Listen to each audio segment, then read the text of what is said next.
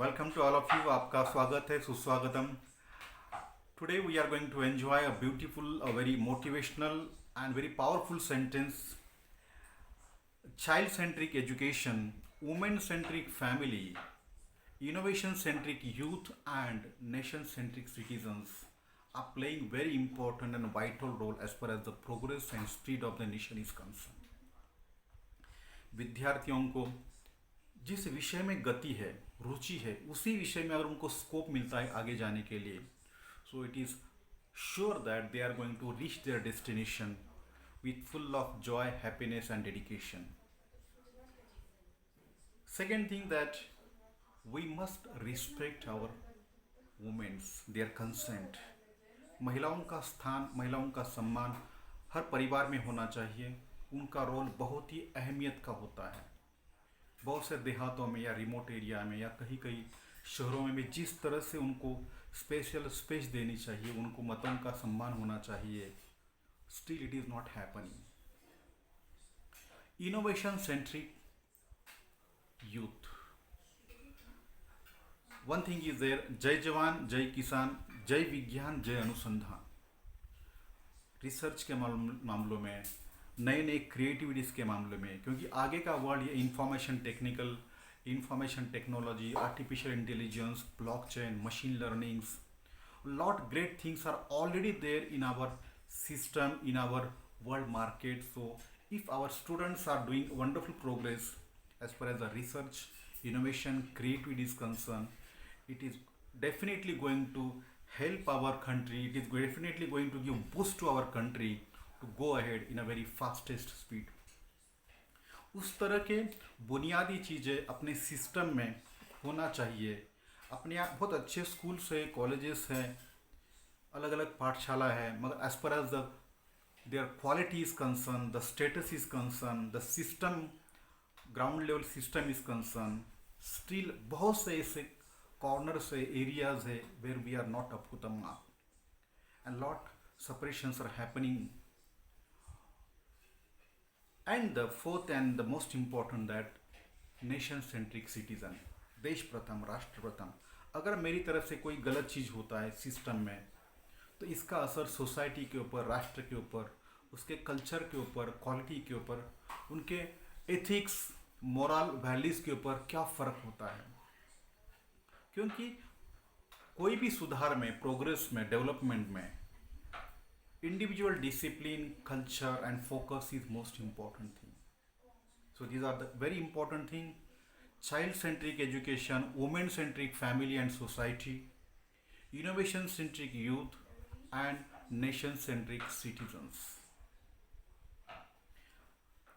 दूसरी एक महत्वपूर्ण बात है कि हम जब देखते हैं कि इतनी बड़ी लोक संख्या है, हमारी 135 करोड़ के आसपास हमारी लोक संख्या है, छोटा सा जो कंट्री है फ्रांस, उनसे हम राफेल लेते हैं.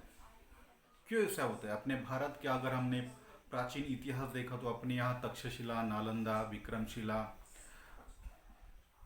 वल्लभी, ऐसे अलग अलग 12 तरह के यूनिवर्सिटीज़ थे. बाहर के अनेक छात्र अपने यहाँ पढ़ने के लिए आते थे. अलग अलग मोर देन 80 सब्जेक्ट्स के ऊपर यहाँ अध्ययन होता था. If you see the beautiful, the great, the bright history of our India, definitely हमारे यहाँ सोने की चिड़िया होती थी. मगर बीच में जो हो गया, हमारा सम्मान, हमारा आत्मविश्वास हो गया.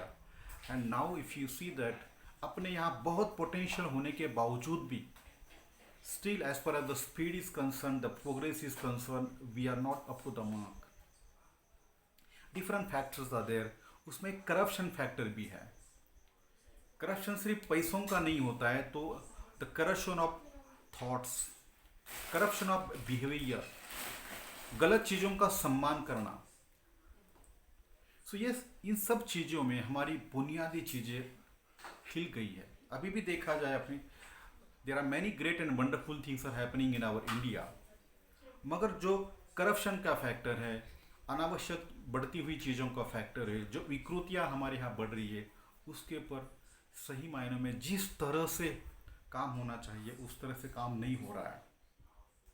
अभी एजुकेशन के बारे में, because education is playing very vital and pillar type role in our society system and nation's progress. So अपने एजुकेशन में इफ़ यू सी दैट अपने यहाँ अलग अलग ऑफिसर्स है. हमारे यहाँ सरपंच, कॉरपोरेटर, एमएलए, एमपीज, मंत्रीगण होते हैं. अगर हमारे सिस्टम ने ऐसा किया कि सभी ये जो महत्व के अधिकारी है, एमपीएससी के, यूपीएससी के, सरपंच से लेके मिनिस्टर, अलग अलग एमएलएस तक, सभी इन सभी लोगों के अपने बच्चे सरकारी स्कूलों में ही पढ़े. जब एक आईएएस अधिकारी का बच्चा स्कूल में, गवर्नमेंट की स्कूल में यानी सरकारी स्कूल में पढ़ेगा, तो वो खुद जाके देखेगा कि वहाँ का टीचर्स किस तरह के हैं, वहाँ के अलग अलग बुनियादी सुविधाएं किस तरह की है, क्या वहाँ ग्राउंड है, क्या वहाँ लेबोरेटरी है, लाइब्रेरीज है, अलग अलग सुविधा है, बच्चों को उनकी क्रिएटिविटी के लिए प्रोत्साहन दिया जा रहा है, because he knows that his child is studying in that government school. मगर ये ऐसा नहीं होता है. तो इसके कारण गवर्नमेंट स्कूल की जो स्थिति होनी चाहिए, जो दर्जा होना चाहिए, कुछ अच्छे करे, no doubt, but if you see that in totality, okay, definitely there is a great scope to upgrade the school's quality. दूसरी बात है अस्पताल. अभी हमने देखा कि कोरोना में जिन मंत्रियों को, जिन बड़े बड़े लोगों को कोरोना होता है, तो वो गवर्नमेंट के हॉस्पिटल में नहीं जाते हैं, वो प्राइवेट हॉस्पिटल में उनको एडमिट होता है. जब ये बड़े बड़े मंत्री गवर्नमेंट के हॉस्पिटल में जाएंगे, उनको वहाँ भर्ती किया जाएगा, तो वो वहाँ देखेंगे कि वहाँ की सुविधा किस तरह की है, किन चीज़ों की आवश्यकता है, उनको स्तर पता चलेगा. जब कोई भी चीज़ें हम खुद अनुभव करते हैं, महसूस करते हैं, सो डेफिनेटली उसमें सकारात्मक बदलाव होने की संभावना है. दूसरी बात, ये जो अधिकारी है, मिनिस्टर्स है, इवन सरपंच से लेके पीएम तक, कभी कभी उन्होंने सरकारी ट्रांसपोर्टेशन में जाना चाहिए, बसेस में, एसटी में, जो गवर्नमेंट की सुविधा होती, तो उनको पता चलेगा कि सर्वसामान्य नागरिकों को किन अलग अलग मुसीबतों का सामना करना पड़ता है. अगर वो खुद गए तो डेफिनेटली उनके अनुभव के कारण कुछ अच्छी सुविधाएं वहां प्राप्त हो सकती है. सो इसके ऊपर विचार होना चाहिए. Education, hospital, government transportation are very important thing. अगर ऐसी कुछ अलग चीजें होती है, अगर गवर्नमेंट इसके बारे में रूल बनाती है, गाइडलाइंस देती है, so definitely it will change in a very phenomenal way. होना चाहिए. कौन कर सकता है? ये गवर्नमेंट कर सकती है, सिस्टम कर सकता है, या फिर इंडिविजुअली मोटिवेशन होने के बाद ये कर सकता है.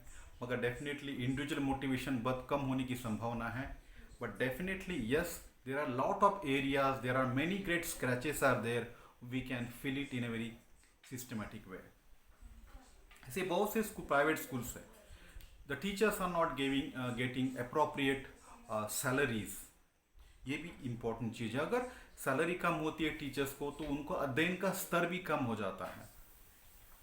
सो बहुत से ऐसे एरियाज होते हैं कि जहाँ definitely government should give some standard guidelines. I am sure that lot of concepts are there. हर व्यक्ति में अलग अलग हुनर होता है, नई नई चीज़ें होनी चाहिए. जो अच्छी चीज़ें होती है उनका सम्मान होना चाहिए, उनको बढ़ावा मिलना चाहिए. जो नकारात्मक चीज़ें होती है उनके ऊपर लोगों ने अपनी स्पष्ट रूपता से राय प्रकट करनी चाहिए. When the things are not up to the mark, happening wrong as per as media is concern, हम बहुत बार देखते हैं कि बहुत सी नकारात्मक चीज़ें या बहुत सी ऐसी चीज़ें होती कि जो नहीं होना चाहिए वो भी हमको दिखाई दे रहा है. जहाँ कुछ बातें कहनी चाहिए, टीका टिप्पणियाँ होनी चाहिए, अपोज होना चाहिए, वहाँ वो नहीं हो रहा है. तो ये बिके हुए विचार, बिका हुआ सम्मान, या फिर मैं और मेरी फैमिली, इसके अलावा मुझे बाकी के कहाँ लेन देन नहीं करना है, I will just think about my family only. So this kind of selfish attitude is definitely sucking our confidence and progress.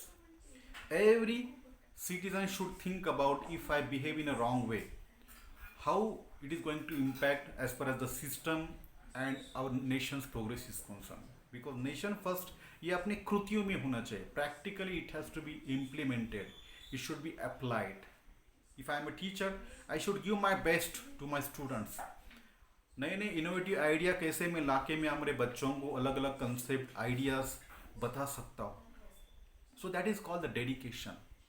आप जहाँ भी है, जो भी पोजीशन में आप काम करते हैं, you are leader, you are captain, you are commander, you are having a torch bearing attitude over there. So we must love our profession. Whether he is a auto rickshaw driver, if he is a auto rickshaw driver, we must salute each and every profession. He should drive his auto rickshaw in such a way that okay to follow all the traffic rules and regulation. Okay, good and positive conversations with his passengers. बहुत सी ऐसी चीज़ें होती कि ये कुछ ऐसे भी बंदे होते कि definitely we should salute them. उनके उनका जो बिहेवियर होता है, we must salute their positive behaviour. जो ऐसे सकारात्मक चीज़ें अपने यहाँ होती है, we must encourage them, encourage their thoughts. So today we have seen about child-centric education, women-centric family, innovation-centric youth, nation-centric citizens. And as far as the various officers are concerned, whether he is IAS, IFS, he is a minister, even from PM से लेके हमारे सरपंच तक, इनके बच्चे अगर उनको कुछ बीमार गिरते तो उनको सरकारी अस्पताल में भर्ती किया जाए, तो आगे के 1-2-3 साल में बहुत कुछ सकारात्मक चीज़ें अस्पतालों के बारे में हो जाएंगी। और इनके बच्चे अगर गवर्नमेंट के स्कूल में जाते हैं तो गवर्नमेंट के स्कूल में बहुत अच्छी चीज़ें हो जाएंगी। Lot of facilities are going to come over there, because ये अधिकारी नहीं चाहेंगे कि हमारे बच्चे कुछ सब स्टैंडर्ड स्कूल में जाए, उनको अच्छी तरह की शिक्षा वहाँ ना मिले, because they will take a personal interest and they will give appropriate opinions and that will change very positive things in the system. Transportation के बारे में भी कुछ ऐसे अलग अलग नए एक्सपेरिमेंट्स होने चाहिए, प्रयोग होने चाहिए, जिसके कारण नेशन फर्स्ट की एटीट्यूड आगे आ सकती है। Thank you. जय हिंद, जय भारत।